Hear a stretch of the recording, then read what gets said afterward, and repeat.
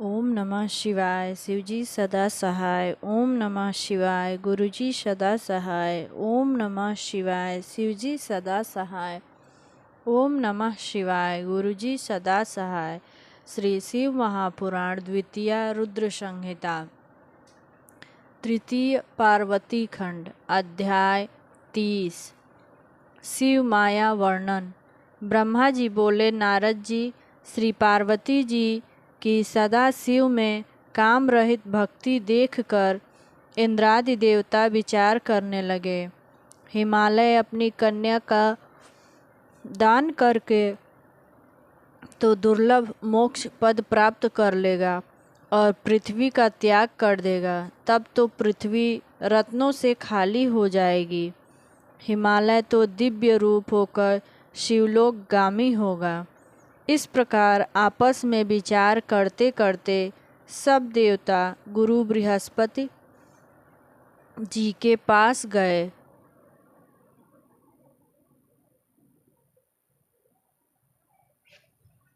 हिमालय तो इस प्रकार आपस में विचार करते करते सब देवता गुरु जी बृहस्पति जी के पास गए। उन्हें जाकर संपूर्ण वृतांत सुनाया और कहा कि आप अति शीघ्र हिमालय के पास पहुंचकर शिव निंदा करो, जिससे वह अपनी कन्या शंकर को न देकर और किसी को देवे। इस प्रकार सुनकर बृहस्पति जी ने शिव का स्मरण करके कहा, देवताओं, तुम लोग महास्वार्थी हो। अपने स्वार्थ के लिए आकर मुझसे शिव निंदा कराते हो। तुम स्वयं ही क्यों नहीं वहाँ पहुँच जाते, जिससे तुम्हारे मनोरथ सिद्ध हो जाएं।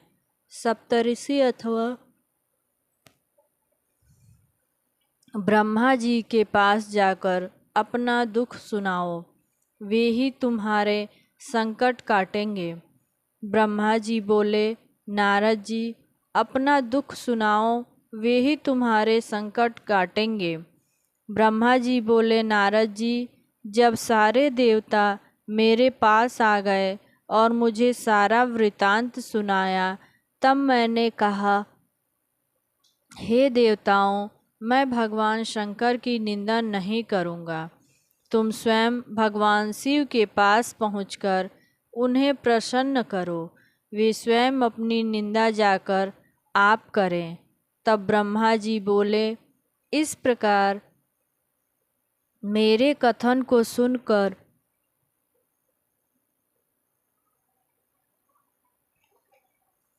देवता कैलाश पर पहुँचे। वहाँ शिव जी के दर्शन कर उन्हें नमस्कार किया और स्तुति करने लगे। स्तुति करके देवता बोले, शंभो, हम आपकी शरण में आए हैं और आपको बार बार नमस्कार है। प्रार्थना करके देवताओं ने सदाशिव को अपना कष्ट सुनाया। देवताओं के कथन को सुनकर सदाशिव ने उनकी बात मान ली। देवता भी अपने अपने लोकों में भगवान शंकर को प्रसन्न कर चले गए। उसके बाद शंकर हाथ में त्रिशूल लेकर सुंदर सुंदर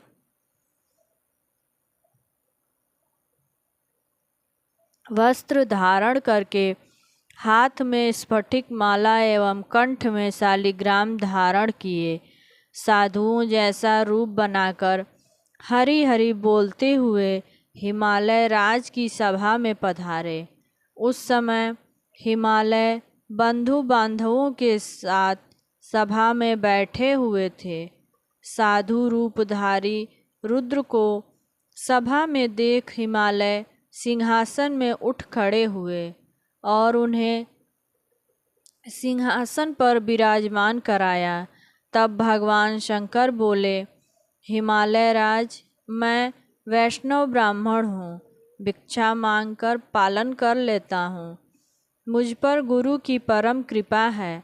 मैं सब जगह बिना परिश्रम अपनी इच्छा से भ्रमण करता हूँ। मैंने सुना है कि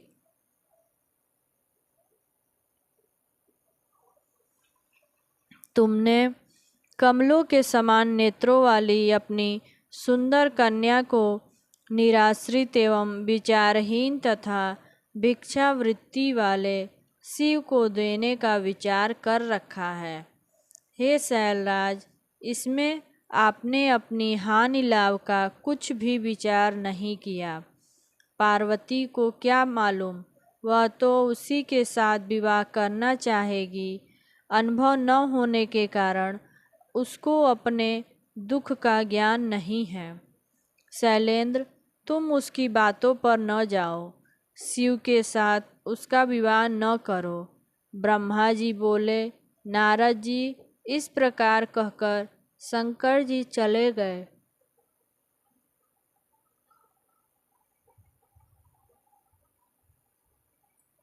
अध्याय 31।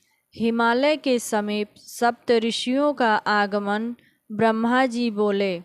नारद जी, उस ब्राह्मण की बात सुनकर मैना तो घबरा गई और बोली, शैलराज, इस वैष्णव ब्राह्मण ने किस प्रकार शिव निंदा की है। आप थोड़ा शिव भक्तों से मिलकर इसका निर्णय कर लो। यदि ऐसा ही है तो पार्वती को कुरूप शिव के हाथ न सौंपा जाए, नहीं तो मैं विष खा लूँगी। इस प्रकार कहते कहते मैना रोने लगी। इधर श्री महादेव जी ने कैलाश पर पहुंचकर सप्त ऋषियों का स्मरण किया। सप्त ऋषि कल्प की वृक्ष की भांति शीघ्र ही वहां पहुंच गए। तब उन्होंने कहा, प्रभु आज्ञा करो। उस समय सिद्ध मूर्ति अरुंधति भी साथ में थी। सदाशिव उनकी प्रार्थना सुनकर बोले, ऋषियों, पापी तारकासुर देवताओं को अत्यंत पीड़ा पहुंचा रहा है। ब्रह्मा जी उसे वर दे चुके हैं और पार्वती ने भी मुझे पाने के लिए घोर तपस्या की है। उसकी इच्छानुसार वर देना कर्तव्य है। इस बातों से मैं पार्वती जी के साथ विवाह करना चाहता हूँ। इससे पूर्व मैं भिक्षुक रूप धारण कर हिमालय के पास गया। उन्होंने मुझे परब्रह्म जाना और अपनी कन्या देने के लिए वे तैयार हो गए। उसके बाद देवताओं के प्रार्थना करने पर फिर मैं ब्राह्मणों का रूप धारण कर हिमालय के पास गया। मैंने अपनी निंदा आप ही कर डाली, जिससे वे मुझे से घृणा करने लग गए। अब तो मेरे साथ पार्वती का विवाह नहीं करना चाहते। इसी कारण तुम लोग शीघ्रतापूर्वक उनके पास जाओ। हिमालय एवं मैना को समझा कर आओ, जिससे वे मेरे साथ पार्वती का विवाह कर दें। यह सुनकर मुनिगण अत्यंत प्रसन्नता के साथ हाथ जोड़कर चल दिए। हिमालय सूर्य के समान तेजवान मुनियों का दर्शन करके आनंद में उठ खड़े हुए। उनका आदर सत्कार करके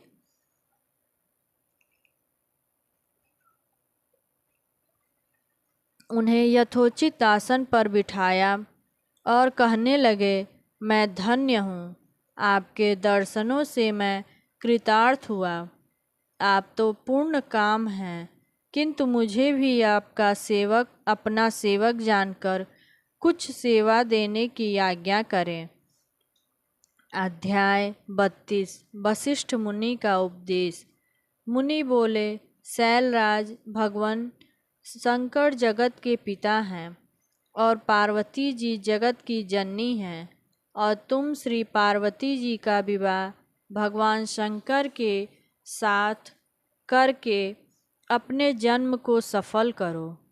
ऋषियों के वचन सुनकर हिमालय बोला, ऋषिगण, आप लोग सत्य कह रहे हो, किंतु अभी अभी वैष्णव ब्राह्मण ने आकर मुझे शिव के दोष बताकर शिव के साथ पार्वती के विवाह की मनाही कर दी है, जिससे पार्वती की माता कूप भवन में चली गई हैं।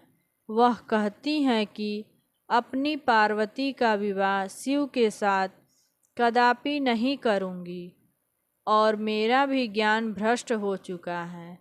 ब्रह्मा जी बोले, नारद जी, इतना सुनकर सप्तऋषियों ने अरुंधति को मैना के पास भेजा।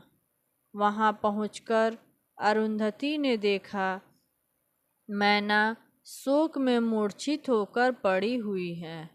तब अरुंधति उससे वचन कहने लगी।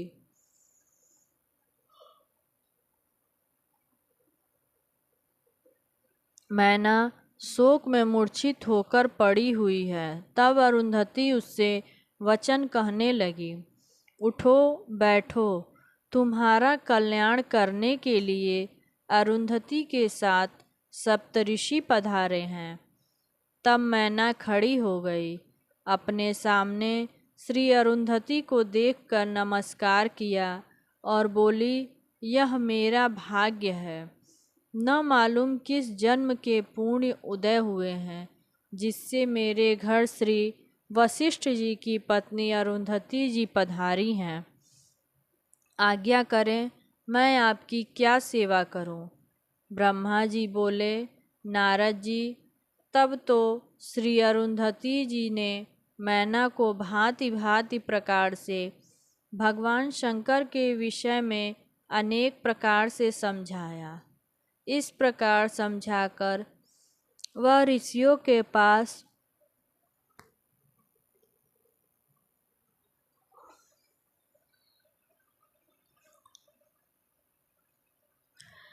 आई। इधर ऋषिगण भी हिमालय को समझा रहे थे। वे कह रहे थे कि शैलराज अपनी पुत्री पार्वती को श्री महादेव जी को अर्पण करके भगवान के ससुर होने का सौभाग्य प्राप्त करो। भगवान महादेव परम योगी हैं। वे तो विवाह करना ही नहीं चाहते, किंतु तारकासुर के नाश के लिए उन्हें देवतागण प्रार्थना करके विवाह को बाध्य कर रहे हैं।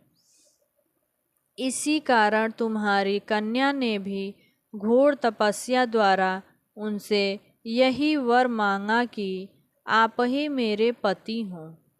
हिमालय बोले, हे ऋषियों, मैं चाहता हूँ कि पुत्री तो राजपुत्री है, राजाओं जैसा सुख भोगती है, किंतु शिव जी के तो घर तो स्वर्ण धन वैभव आदि कुछ नहीं। वहाँ तो भोजन पदार्थ भी नहीं दिखाई देते। यह कन्या वहाँ जाकर क्या खाएगी, क्या सुख भोगेगी? अब आप ही बातों पर विचार करें। वशिष्ठ जी बोले, शैलराज, तुम शिव स्वरूप को जानते ही नहीं। उनका धनपति कुबेर सेवक है। उसके यहाँ धन की कौन सी कमी है, जो सारे संसार की उत्पत्ति, पालन तथा संहार करते हैं। उन्हें भोजन का क्या दुख है? ब्रह्मा विष्णु जी उनके अंग हैं। उन्होंने मुख से सरस्वती, वक्षस्थल से लक्ष्मी एवं अपने तेज से शिवा प्रकट की है। भला उन्हें दुख कैसे हो सकता है?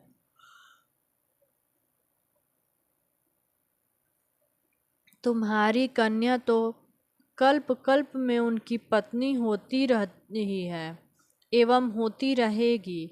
अपनी कन्या सदाशिव को अर्पण कर दो। तुम्हारी कन्या के तप करते समय देवताओं की प्रार्थना करने से सदाशिव तुम्हारी कन्या के समीप पहुँचे और उसे वर दिया। तुम्हारी कन्या के ही कथन से शिव जी तुमसे क्या मांगने के लिए तुम्हारे घर पधारे और सदाशिव को प्रसन्न होकर उस समय तुमने कन्या देने के लिए वचन दे दिया। अब उन वचनों से हट रहे हो, यह उचित नहीं है। यदि प्रेम से तुमने उनको कन्यादान न दिया तो भगवान शंकर बलपूर्वक तुम्हारी कन्या से विवाह कर लेंगे। शैलेंद्र, यह समझ लो, इसमें तुम्हारा एक भी शिखर न रहेगा। इससे पहले इंद्र द्वारा पंख काट लिए गए हैं, अब अपने शिखर को भी नष्ट करना चाहते हो। शैलेंद्र, केवल कन्या के कारण अपना कुल क्यों नष्ट कर रहे हो?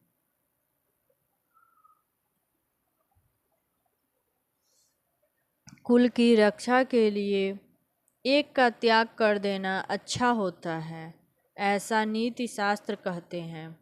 देखो, अनरण्य राजा ने भयभीत होकर अपनी पुत्री ब्राह्मण को दे दी और अपनी संपत्ति तथा परिवार की रक्षा कर ली। ओम नमः शिवाय। शिवजी सदा सहाय। ओम नमः शिवाय। गुरुजी सदा सहाय। ओम नमः शिवाय। शिवजी सदा सहाय। ओम नमः शिवाय। गुरुजी सदा सहाय।